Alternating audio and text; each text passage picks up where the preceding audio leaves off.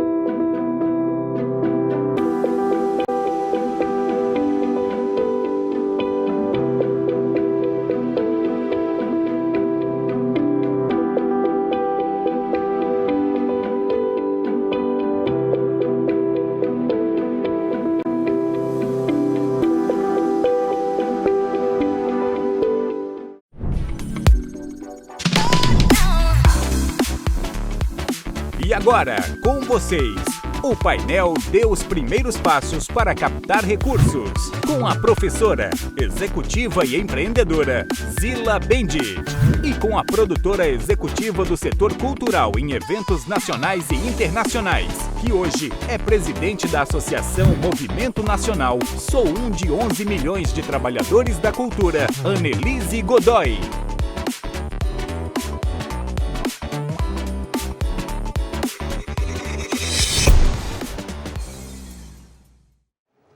Olá! Esse bloco do Summits Empreendedorismo do Êxito vai falar sobre captação de recursos. Vamos fazer um bate-papo gostoso com a Annelise e Zila. Vem com a gente. Annelise, obrigada aí por participar com a gente. Né? Se apresenta. Bem, gente, eu sou Annelise Godoy, trabalho já há mais de 25 anos na área de cultura e de empreendimentos sociais, sempre na atuação de produção executiva e captação de recursos. Então, tem aí uma experiência ao longo da história, né, do próprio país que está constituindo cada vez mais essa área, compreendendo a força necessária, né, para essa, e a força e a técnica, a aprendizagem que tem nessa área de captação de recursos. E eu estou já com uma bagagenzinha aí, né, de muitos sims e muitos nãos também nessa área de captação, e é isso que a gente quer compartilhar com vocês. Eu sou Zila Patrícia Bendit, professora da Fundação Getúlio Vargas, e nos últimos 20 anos tive a oportunidade de aprender a captar recursos. Meu aprendizado e o começo da carreira de captação de recursos aconteceu num corredor, quando um dos diretores me convidou para tomar conta dessa área, porque achava que eu tinha o DNA de ser uma captadora. Eu falei, mas como captar recursos? O que é isso? Pedir dinheiro emprestado para alguém, ir no banco fazer um financiamento? Ele falou, não, é pedir dinheiro, mas não é um empréstimo, você não vai devolver. Eu não entendi. O que eu tenho que fazer? E aí ele me disse assim, é solicitar recursos para projetos da escola. Pensei, e há 20 anos eu me considero uma pedinte profissional, ou seja, eu faço a captação de recursos da Fundação Getúlio Vargas.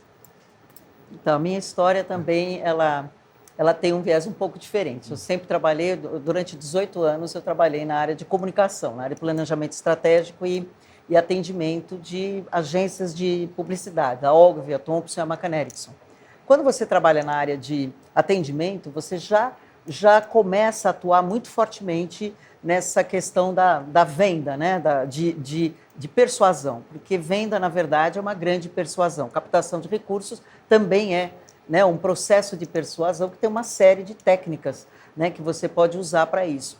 E daí, quando eu me aproximei do setor da cultura, eu percebi que havia, né, um buraco muito grande entre o discurso que vinha do setor cultural para o setor do investimento, né? Então, havia aí essa lacuna de compreensão das perspectivas, do que era importante para um, do que era importante para outro, e eu acabei entrando nisso exatamente, né, como a minha graduação, inclusive, acadêmica, é como tradutora, né, eu sou tradutora e intérprete da língua inglesa, eu acabei sempre dizendo que eu continuaria sendo uma tradutora, porque eu estava traduzindo interesses de um setor que é muito diverso, muito complexo, para um setor que é o do investidor, que tem uma lógica muito dirigida, dentro de perspectivas próprias, né, cada uma diferente da outra, né, das empresas. Então, a gente, né, comecei a fazer essa atividade. Então, é uma atividade que ela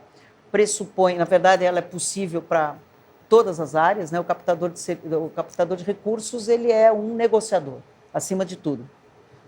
Vou aproveitar essa dica da Annelise, que diz assim, captador de recursos é um negociador.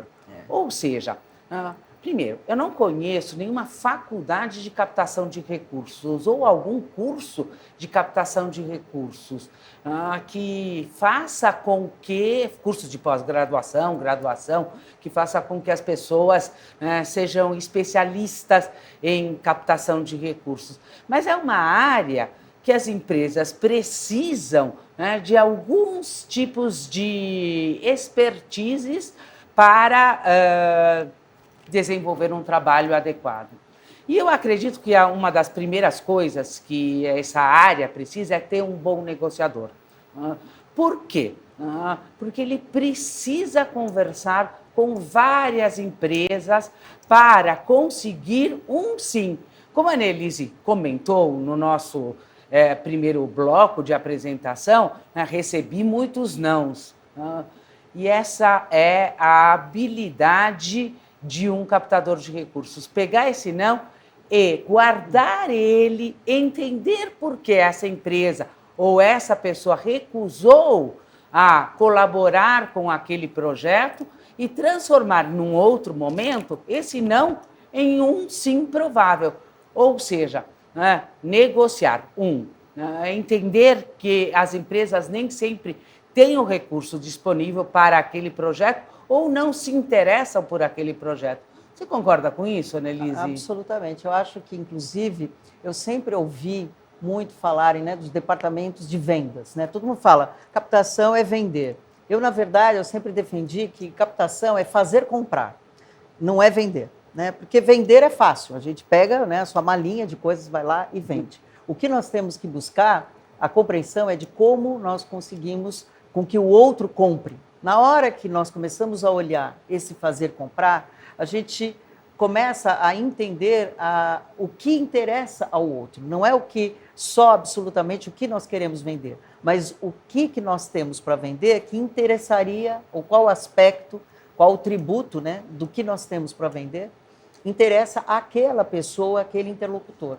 Então, isso sai um pouco, né, da posição do vendedor que tem que ficar malhando, para ele passar para uma posição de quem percebe o seu interlocutor, estuda um pouco a empresa, né, para onde ele vai levar esse projeto, sabe quais são os interesses, quais são os investimentos que eles fazem, quais são os valores que essa empresa tem. né, o que esse interlocutor tem, para daí montar uma proposta dentro do que ele tem de produto ou de projeto que seja aderente a essas questões. Porque senão você tem um diálogo vazio, né? Se você não consegue colocar aquele indivíduo dentro do teu negócio, ele não vai comprar o seu negócio, né? Entendi muito bem. Então, isso quer dizer que são duas coisas importantes, né? A primeira coisa é ter um projeto. Não posso chegar e começar a desenvolver o projeto na frente de uma empresa, né? Com certeza. Tenho que ter um projeto pronto, né? Você tem o seu projeto pronto. Se não tiver, comece a elaborar exatamente o que você precisa, para quê, quantas cotas você deseja comercializar, e faça uma lista de empresas que estão alinhadas com aquele projeto. Exato. Pelo menos, né, a possibilidade de você conseguir uma aderência é maior. Por quê? Você conhece que o motivo, a missão daquela empresa está justamente alinhada com o seu projeto. Também. Essa são duas coisas importantes dentro da captação de recursos. Primeiro, ter um projeto. Segundo, conhecer empresas. Tem uma lista única de empresas? Não, absolutamente. A gente, Não? Não. Mesmo que você trabalhe com insumos, né? Por exemplo, com incentivos, com leis de incentivo, que elas regem tanto a área da cultura como do agronegócio, como vários setores da economia, né? O insumo, lei de incentivo não é só para a cultura, né? Tem incentivo para vários setores. Então, você pode para a área da saúde, para a área da educação. Então, hoje, né, uma empresa de lucro real, uma grande empresa, ela pode chegar a deduzir até 11% do que ela vai pagar de imposto de renda através de mecanismos como lei do esporte, lei da cultura, percentuais que atendem a hospitais de oncologia, a área da educação. Então, as empresas têm hoje um leque de oportunidades para investimento através de incentivos, mas também para investimento direto, né? Daí tem ICMS, ISS, todas aquelas outras que são as leis, especialmente da cultura. Mas qualquer empresa pode ser investidora, porque hoje, principalmente dentro dos novos conceitos das startups, né, que a gente está vendo por aí, muita gente que está saindo de dentro de uma garagem, né, como é o caso do Bill Gates, quer dizer, o cara sai de dentro de uma garagem com um projeto bilionário. Então, as empresas hoje elas estão com uma escuta muito maior para propostas sólidas, bem feitas, transparentes e com credenciais. Eu acho que se a gente consegue reunir isso num projeto onde você coloca o conteúdo claro do que você pretende, a forma que você vai aplicar esse recurso, não só na ação, mas no tempo, né? Quais são as modalidades em que aquele investidor vai se beneficiar desse processo, até você ter como que essa conjuntura desse investimento pode criar uma terceira ação, né? Tanto para o investidor quanto para o proponente, né? Quem está fazendo a proposta. Ou seja, o negócio que você tem, até você entrar dentro de uma empresa e solicitar um patrocínio, ele é só seu. A partir daquele momento, ele passa a ser dos dois, né? Não que o investidor vá interferir no seu projeto, mas você tem que torná-lo parceiro para que a longevidade do processo de relacionamento seja cada vez maior. Então, há em todas as áreas, né? Eu acho que essas são... Quando você falou se há ou não uma universidade que trata de captadores, eu também desconheço. Eu também não... Assim, a gente sabe que tem algumas coisas nos Estados Unidos, no Chile, na Europa, tem alguns cursos, né, dirigidos, mas o captador, ele é a pessoa que pensa em negociação e é a pessoa que talvez tenha o mergulho mais profundo dentro das condições de um projeto, do projeto que ele está levando ou do produto que ele está levando, para que ele possa, diante de um investidor, ele organizar o pensamento para aquelas questões que o investidor vai apresentar. Porque por mais que a gente saiba o que a empresa faz ou como que ela atua, você não está dentro da empresa. E a empresa ela tem perspectivas a médio e longo prazo que são desconhecidas muitas vezes do mercado. Né? Então, às vezes, quando você leva um bom projeto, o teu Talvez investidor... não seja o momento correto, né? Ou tem que ser, você tem que conhecer tanto o que você pode fazer para diante do investidor e ajustando as possibilidades com o que ele está te colocando, né? Porque às vezes fala, mas eu queria que esse projeto fosse mais dirigido para mulheres, para não sei o quê. Se você conhece bem o seu projeto, você fala, não, aqui a gente pode fazer isso, fazer aquilo, sem alterar o conteúdo do projeto.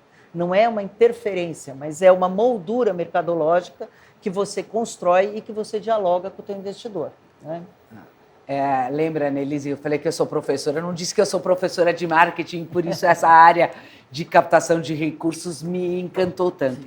E eu acredito também, né, que fora ter um projeto, fora saber negociar e conhecer muito bem as prospecções, é necessário a gente juntar as propostas mercadológicas da empresa com as propostas mercadológicas do projeto, trazendo um relacionamento perpétuo, ou o mais perpétuo possível, para a empresa com a área de captação. Por quê? Não é um projeto, é simplesmente o começo de um relacionamento que pode vir para outro projeto, com outra expectativa. A empresa começa a entender melhor o que a captação de recursos, quais são os projetos que a gente tem, e a gente começa também a entender melhor a empresa. Então, é um relacionamento de longo prazo e um relacionamento de benefícios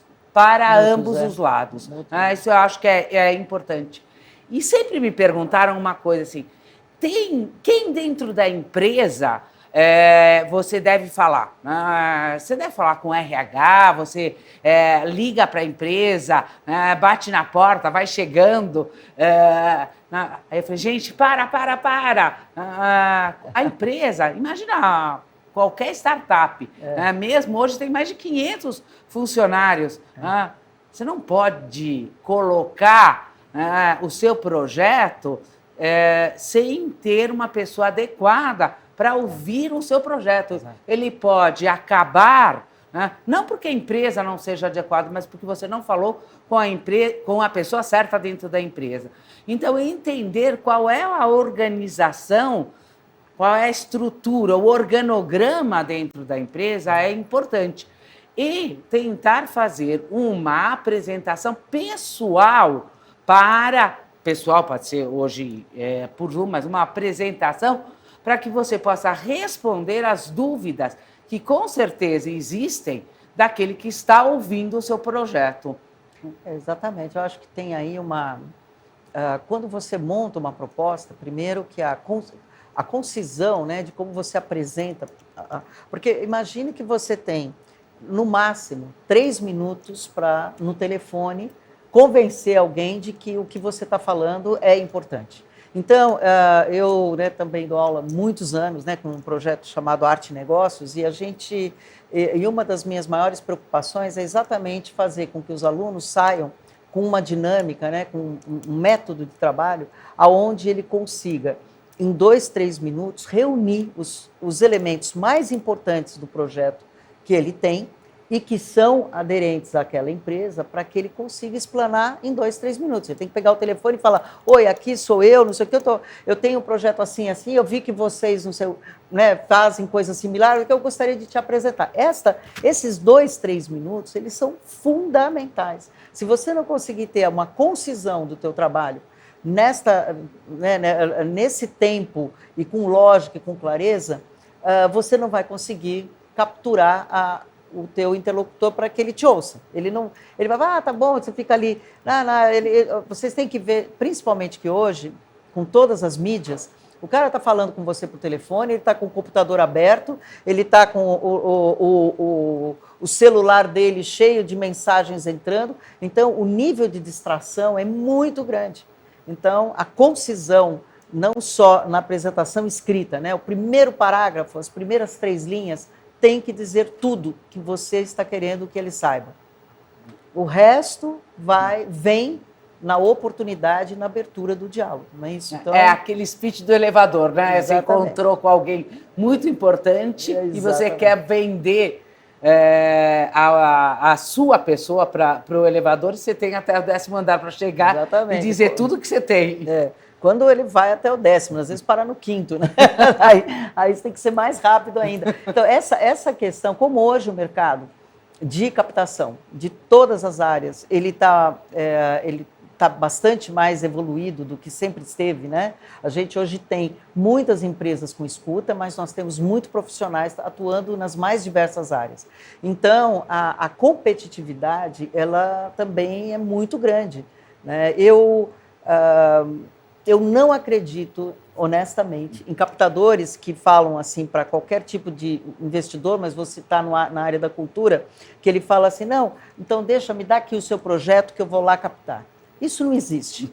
Isso é uma mala de possibilidades que um mala, né, pega e leva diante de um investidor, abre todas as possibilidades e o investidor pode ou não se interessar. O trabalho de captação é um trabalho profundo, é um trabalho de 8 horas por dia de atuação técnica. Você liga para uma pessoa, que você falou, como localizar alguém dentro da empresa? Você tem que ligar, tentar localizar aquela pessoa, vai para outra, você tem que ter um discurso que ele vai se somando até chegar naquela pessoa que você precisa efetivamente vender o seu projeto.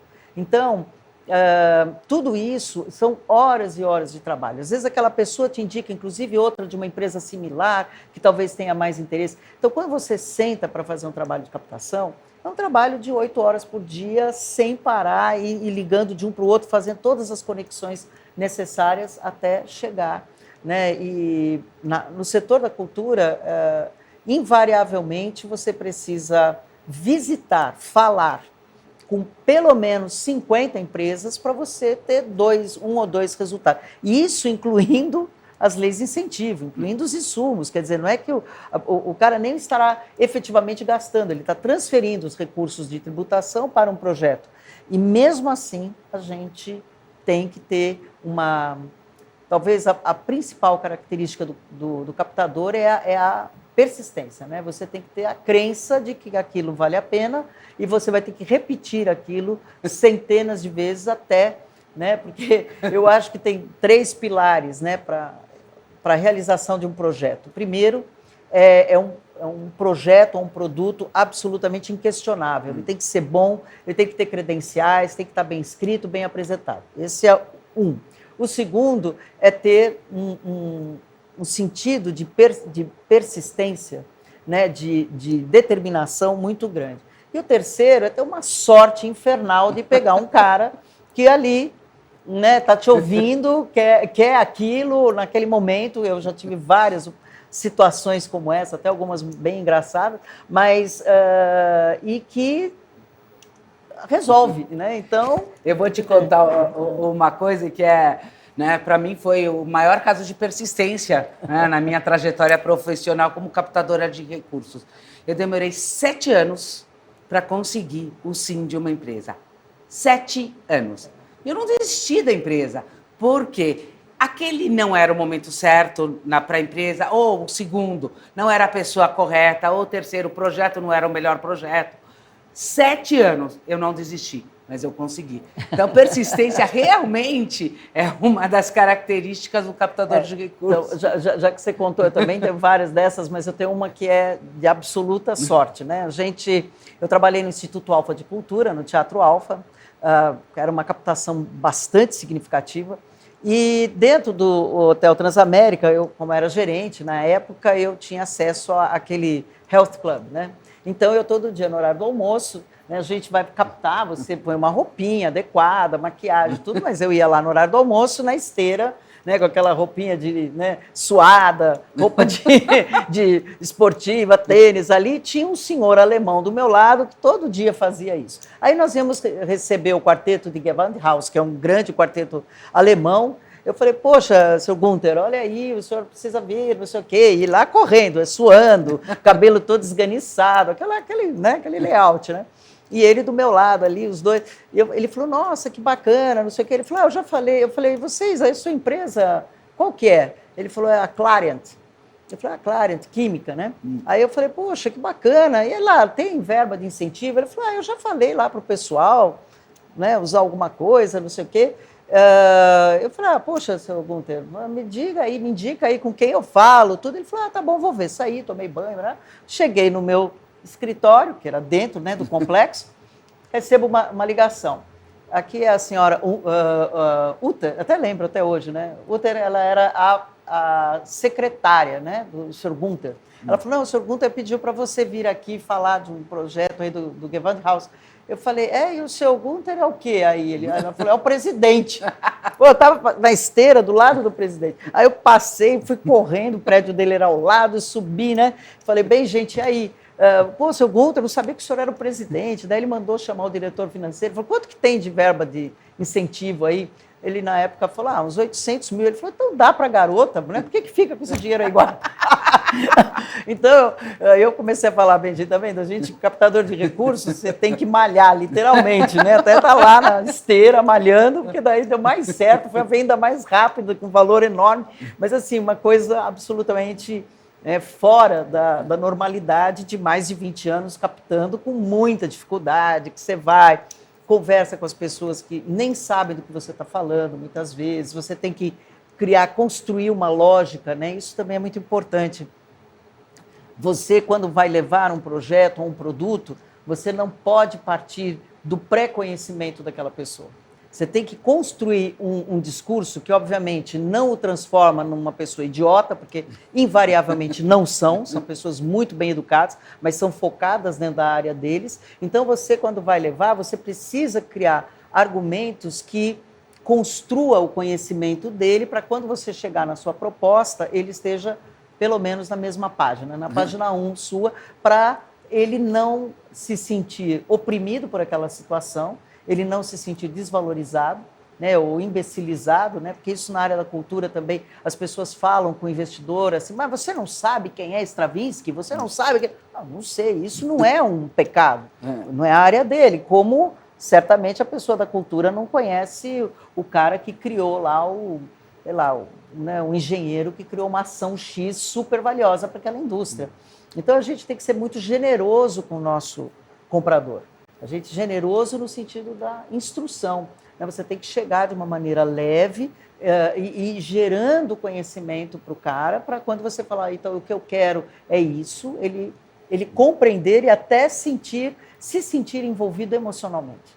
Né? Se sentir envolvido pessoalmente com aquilo, a ponto de querer, né, virar parceiro ou realizar.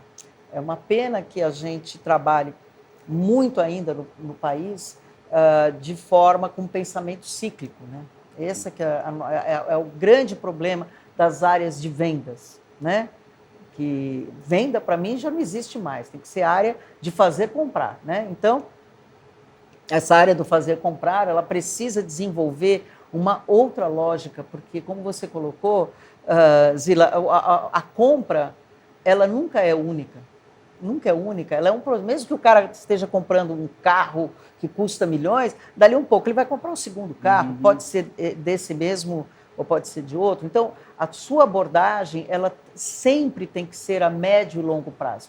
O que nós queremos? Porque as empresas, elas investem, elas pretendem sempre fazer investimentos a médio e longo prazo.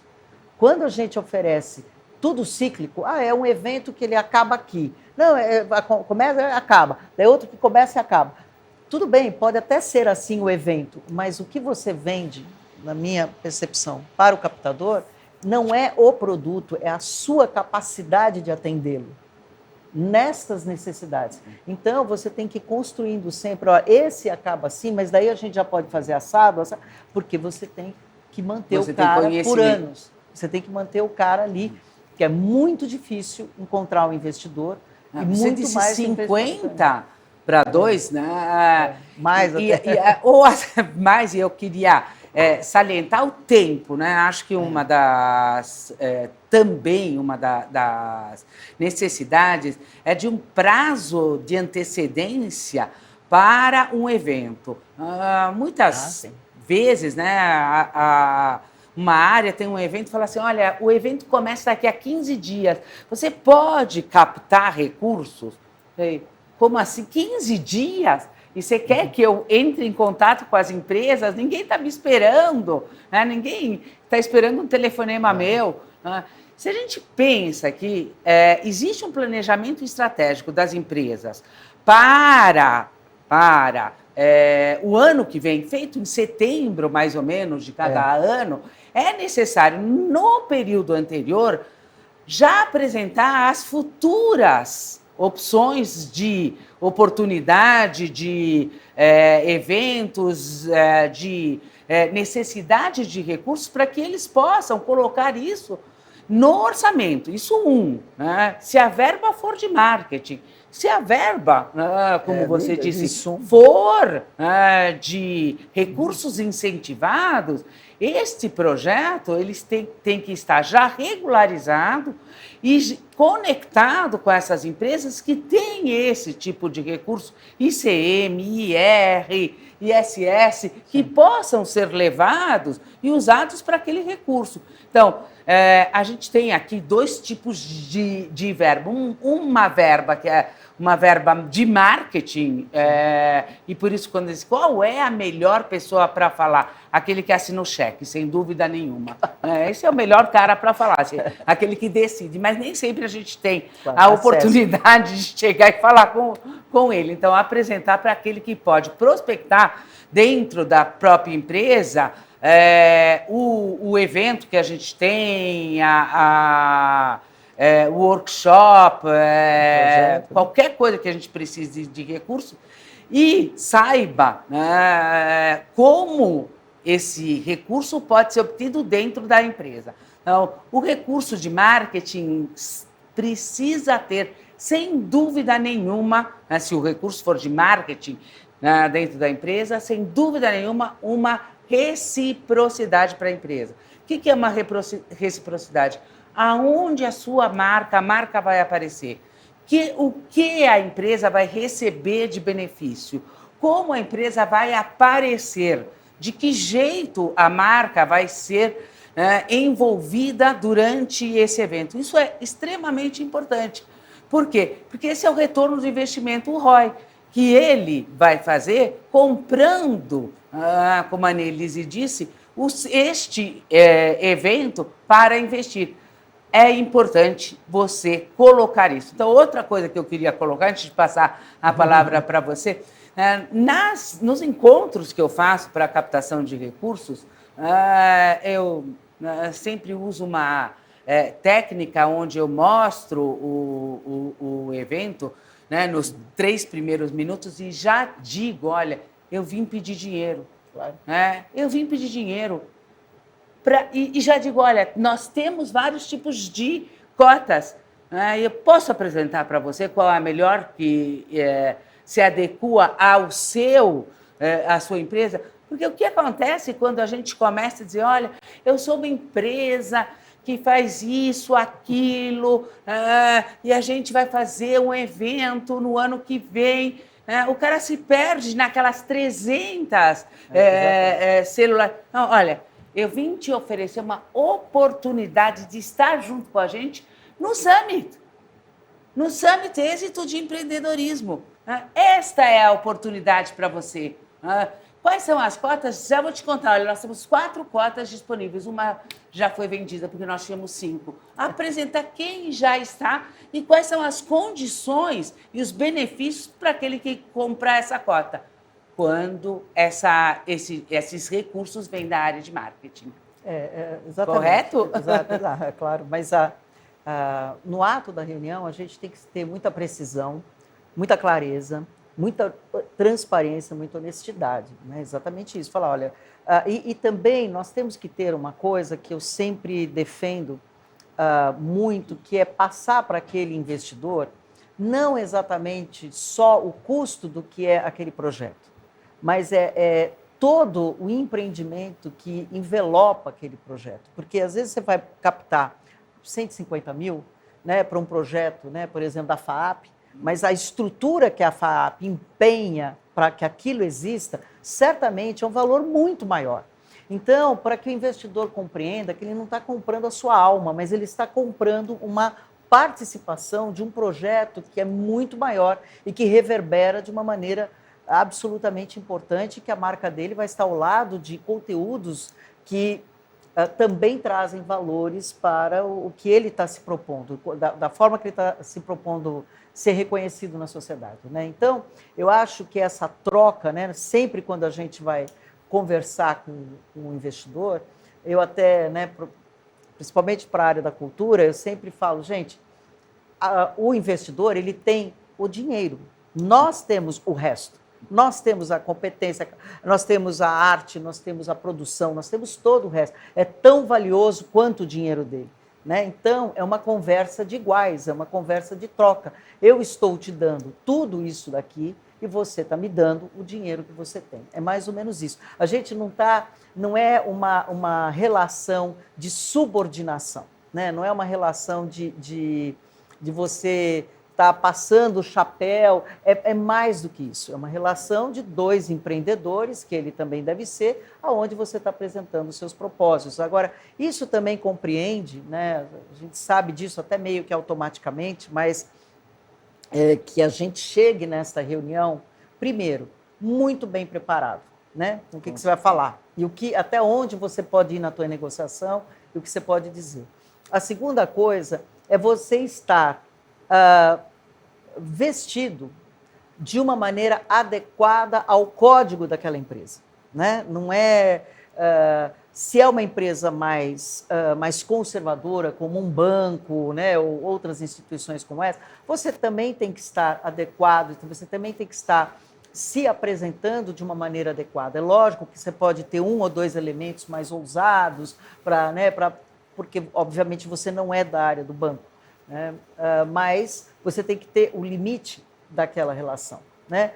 Se você está indo numa empresa absolutamente moderna, contemporânea, de tecnologia, você também pode daí ser um pouco mais ousado, você pode trazer também na sua forma de apresentar algum tipo de elemento de ousadia para você estar dentro da linguagem, né? Esses são pequenos valores que são importantes. Então, lógico, você não precisa estar com roupas exuberantes, você não precisa estar que expõe corpo, que expõe... Ou você ter a presunção de querer impor o seu estilo para aquele investidor, né? Não é essa, que é a mesma coisa, né? Eu brinco sempre, se você se imagine fazendo uma reunião com o Talibã de mini saia, não vai dar certo. Em algum momento, essa reunião não vai prosperar, porque por mais que seja um elemento aparentemente fora das exigências, mas ele constrói uma imagem. E aqui a gente não está falando de nada de caro ou de grandes investimentos, é simplesmente você se colocar dentro daquele código, né? Annelise, eu concordo 100% com você. Entender a empresa faz com que aquele projeto ele tenha que ser customizado na hora de apresentação, assim como você vai se customizar também, né, para apresentar. E sabe o que eu percebi? Principalmente em São Paulo, para quem é de outros estados, nós tínhamos um código de atraso, né? 15 minutos a gente podia atrasar, porque sempre tinha trânsito em São Paulo. A desculpa era sempre a mesma, né? Sempre tem trânsito, o trânsito é isso e aquilo, demorei para subir. Até que você começa a entender que a empresa também tem outra, e aquele que vai te atender também tem outras reuniões, e também tem um código de tempo. Então, se você quer ter sucesso na sua captação, não atrase. De jeito nenhum. Essa é uma das primeiras coisas que eu aprendi. Ou seja, hoje no universo online, parece que esse tempo está mais milimetricamente calculado, né? As reuniões das 2 começam às 2, as reuniões das 10 começam às 10. Mas quando você for fazer uma reunião presencial, esteja no momento correto. Porque você pode perder a grande oportunidade de fazer uma grande captação porque você atrasou. Eu até me lembro que eu tive uma ocasião que eu cheguei atrasada, quando eu trabalhava para a ABN AMRO Bank, eu cheguei atrasada numa reunião de diretoria com o presidente. Eu cheguei porque eu morava no Paraíso, era lá no Verbo Divino, havia mesmo trânsito, e eu, de fato, devo ter gerado algum atraso, não ter calculado bem. Aí o presidente, que era extremamente gentil, um holandês extremamente gentil, ele falou assim para mim, cuidado com o atraso, porque o atraso, ele é, de alguma maneira, ele é um sentimento de como é que fala? Que você tem uma alta autoestima. Ele me falou aquilo e aquilo pregou no meu córtex, sei lá, desde 96, né? Aquilo lá ficou colado no meu córtex. E eu sempre tive aí essa preocupação, né? Já que a gente está indo para prestar serviço, sejamos nós os que... A gente pode ficar sentado esperando, mas a gente não pode deixar ninguém nos esperar, né? Então, em relação a uma reunião e como negociar nessa reunião, tudo depende desse preparo, que é como você colocou, tudo é customizado. O seu discurso, você tem que ser muito seguro, você tem que ser muito preciso. Existem técnicas aí de elaborar. Eu, inclusive, para vocês verem, eu tenho quase 30 anos de captação de recursos, mas eu ainda faço roteiros, eu ainda faço até, às vezes, ensaios, é lógico, mais cerebral, não, né? Mas hoje, todo mundo tem um celularzinho que você pega, abre o teu celular e finge uma venda, se grava, né? Isso até é muito utilizado em media training, né? Quando executivos vão falar com a mídia, eles fazem esses exercícios, que façamos nós também. Pega o seu celular, abra ali e grave, e depois se ouça, veja se você fez direito, não fez, pelo menos até você pegar, né, o jeito da coisa, né? Porque depois isso fica como dirigir, né? A gente faz sem pensar, mas eu acho que são elementos que são importantes. E uma outra questão importante, como essa que você colocou, Zila, até onde você pode negociar, né? Eu acredito sempre, gente, isso é uma dica minha, pessoal, eu tenho uma grande discussão disso com muita gente, principalmente da área de cultura. Se você apresenta um projeto de 150 mil, sempre falando nesse número mágico, né, 150 mil, e o cliente fala, olha, eu tenho 70 mil, então nós temos duas saídas. Ou buscar um outro parceiro, ou rediscutir esse projeto para que os 70 mil pague. Porque se você entregar um projeto de 150 mil para quem te pagou 70 mil, você está demonstrando, você perde absolutamente. Porque não dá uma coisa, negociação, quando você vende produtos e projetos, não está em redução de valores. Eu não acredito em redução de valores. Eu acredito em readequação. Então, esse projeto é lindo, custa 100, mas você pode fazer por 60? Eu posso fazer por 60 alguma coisa desse projeto, com certeza. A gente pode fazer isso, agora isso não dá para fazer. Porque se fosse para fazer por 60, eu te traria uma proposta de 60. Não é isso? Eu te trago uma proposta de 60 é 60. Se eu te trouxe de 100, é porque é de 100. Então, não, mas não dá para dar um desconto? Eu não entendi desconto. Isso daqui não tem desconto. Você quer que eu ganhe menos? A vontade que tem para perguntar é assim, eu vou ganhar menos. Você vai ganhar menos para me dar esse dinheiro? Não, eu não vou. Entendeu? A gente tem que ter lógico, não é para ser dito dessa maneira, mas se nós estamos levando um projeto consistente, transparente, bem feito, o valor desse projeto, ele tem que ser absolutamente adequado, ele tem que ser um valor verdadeiro. Ele não pode abrir brechas, né, para questionamento. Né? O cliente pode não ter o dinheiro, mas ele estará investindo no que ele pode. E a gente vai ter que readequar. Porque entregar, você concorda? Entregar um valor 100%. Inteiro, você está falando, eu podia ter feito por 60, sim. Daí o cara vai falar, bem, no próximo que vier aqui, eu vou pedir 50, porque vai fazer um projeto de mais. Eu concordo 100%. É a credibilidade que você passa. O projeto custa 100. Né? Eu só posso 50, tá bom. Então nós vamos tentar achar outro de outro setor ou do mesmo setor que venha complementar. Tudo certo para você. Ou então até pedir para ele, falar assim, poxa, vê dos teus parceiros quem quer entrar junto. Porque se você quer o projeto integral, porque é bacana, porque você gostou, nos ajude, né, a achar esses parceiros, né, para fazer. Ou seja, a readequação do projeto é extremamente válida, mas o que a gente não tem a gente não está tendo desconto no projeto, porque a gente vem já com um preço do valor que o projeto precisa para ser efetuado. Para a gente terminar, tem né, assim, um detalhe. Termina a reunião. Você tem alguma dica quando termina a reunião? A minha grande dica quando termina a reunião é dizer para... É lógico que, né, a gente vai, apresenta, diz, olha, tem isso, essa tem uma cota, e às vezes, né, na maioria das vezes, as pessoas não têm um cheque para nos assinar na hora, né? Vão ter que ir a outras instâncias para perguntar. Isso é um processo demorado. Então, qual é a dica que a gente tem para o final da reunião? Assim, posso te contatar em 15 dias para ver como está, se teve andamento o projeto? Eu vou te contatar em 15 dias, e depois em mais 15 dias, e mais 15 dias. Eu tenho tido isso como processo dentro da minha área de captação de recursos, e tem dado certo. Porque demorou 7 anos para aquela empresa dizer não. Mas durante 7 anos, lógico que não era de 15 em 15 dias, mas era de um tempo eu voltava. Olha, tem um outro projeto, quer escutar esse outro projeto? Então, até que a empresa diga não, a gente não fecha a negociação, desistir essa empresa, porque é a grande oportunidade que a gente tem de trazer ele para o nosso lado. Eu também concordo em absoluto. Eu até tenho feito a técnica de uma maneira assim, quando você marca a reunião, normalmente eles pedem um e-mail, né, de conteúdo. Então, a gente manda um pequeno teaser, uma ideia pequena, né, que abre a reunião.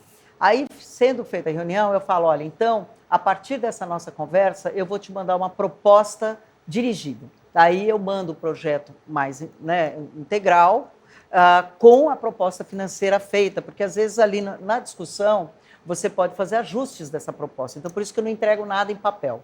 Aliás, hoje em dia a gente não entrega mais nada em papel, graças a Deus, em lugar nenhum. Mas, né, daí você manda uma proposta. E daí você já estabelece esses contatos. Olha, então, na quarta-feira que vem ou quinta, posso ligar, e assim vai sucessivamente. E a cada ligação, você também pode trazer um elemento novo daquele projeto. Olha, a gente conseguiu falar com tal patrocinador, a gente está com a expectativa de alguma coisa, surgiu uma adição no próprio projeto, que a gente conseguiu fazer um convênio não sei aonde. Então, essa atividade, essa coisa de você estar sempre somando com a pessoa, em que você não ficou estática ali no projeto, né? E que é um projeto vivo, que ele acontece, a pessoa vai percebendo que é um trem que está andando e que ela pode ou não pegar aquele trem, ou ela pode perder o trem passando. Porque se você fica sempre dentro da mesma proposta, ela está ali parada, então uma hora que ela, sei lá, der vontade. E outra coisa que eu recomendo, tudo que você leve tem que ter um deadline imaginário, né? Uma data limite imaginária, porque senão essa pessoa pode tomar o ano inteiro para tomar uma decisão. Então você fala, olha, a gente vai fazer um pré-lançamento, nós vamos fazer uma matéria, nós vamos fazer um release, você não quer já entrar nisso, então a data disso é tal, daí passou a data, olha, agora nós vamos fazer mais não sei o quê, porque você tem que ir dando data limite para ir impulsionando a pessoa para tomar uma decisão. Porque, senão, né, como você colocou, se a gente apresenta um projeto em setembro que só vai ser liberado no ano subsequente, então esse prazo para essa pessoa pode ser muito grande, você fica com tudo pendurado. Aliás, uma outra também, uma outra coisa importante, assim, não jamais fazer leilão. Não faça leilão.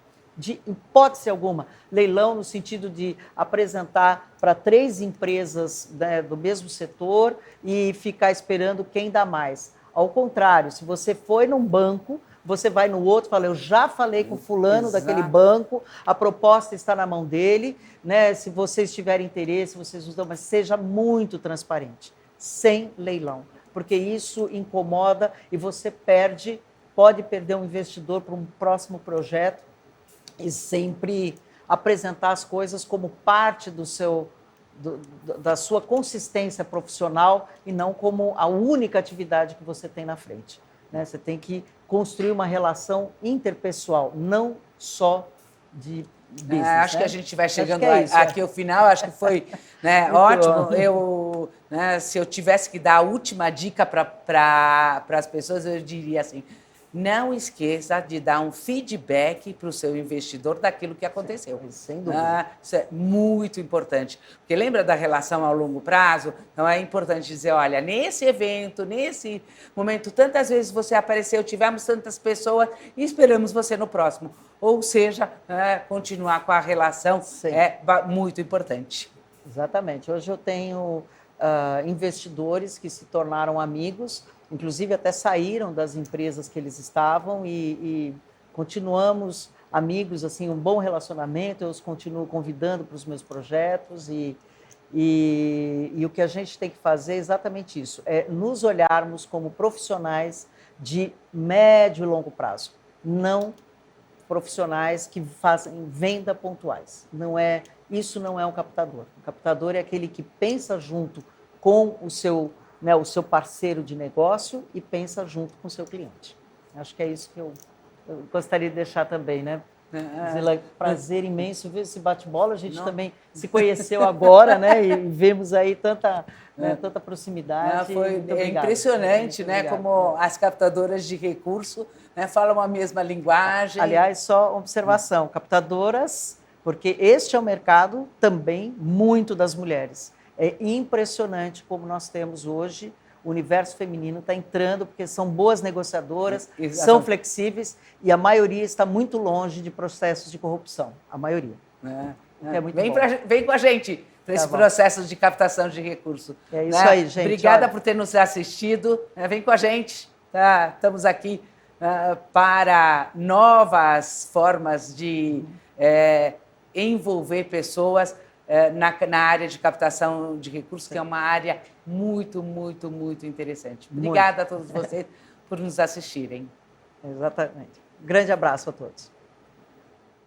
Black Friday Uninasal. Chegou a hora de aproveitar as melhores oportunidades do ano. Na graduação presencial tem desconto de 60% nas mensalidades durante todo o curso. Já a graduação digital tem mensalidades a partir de R$ 99,90, mais 3 cursos livres grátis. E ainda, cursos de pós-graduação com mensalidades a partir de R$ 169,90. Acesse blackfriday.uninasal.edu.br e faça parte da revolução. Uninasal, o aprendizado não para.